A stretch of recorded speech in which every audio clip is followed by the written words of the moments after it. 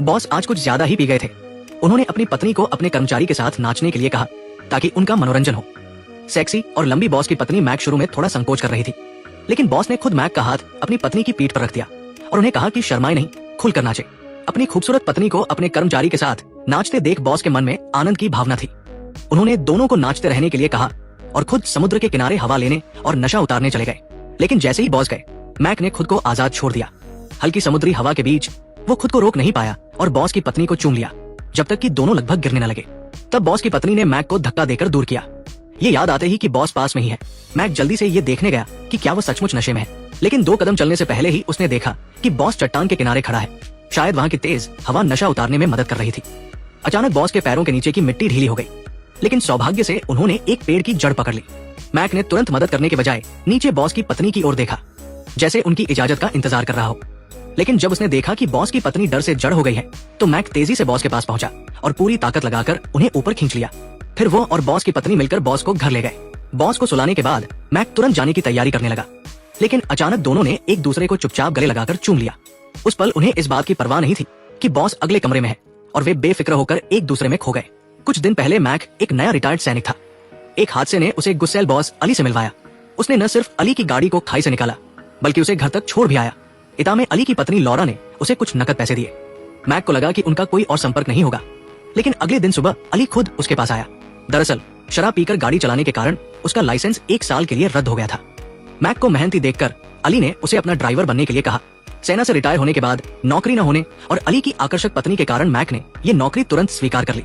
अली को ये नहीं पता था कि मैक न सिर्फ मेहनती है, बल्कि एक रिटायर्ड सैनिक होने के कारण उसके काम में भी बहुत मदद करता है। एक बार जब एक कर्मचारी ने अली पर चाकू से हमला करने की कोशिश की, तो मैक ने उसे तुरंत काबू कर लिया।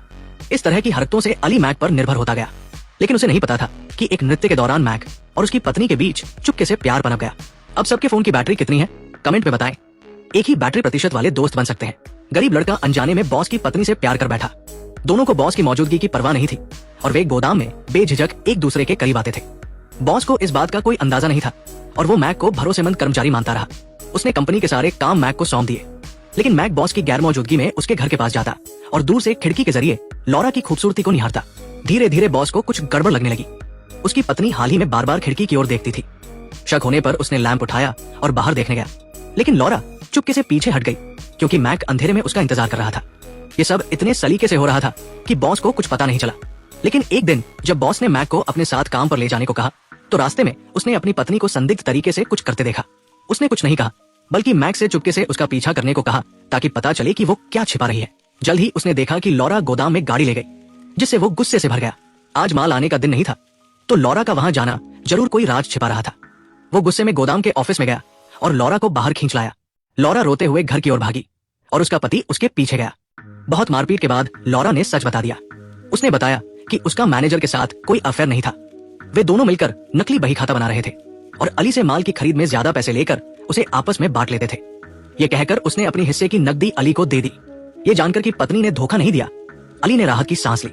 लेकिन ये नजारा दूर से मैक ने देख लिया और जलन से भरा वो वहां से चला गया।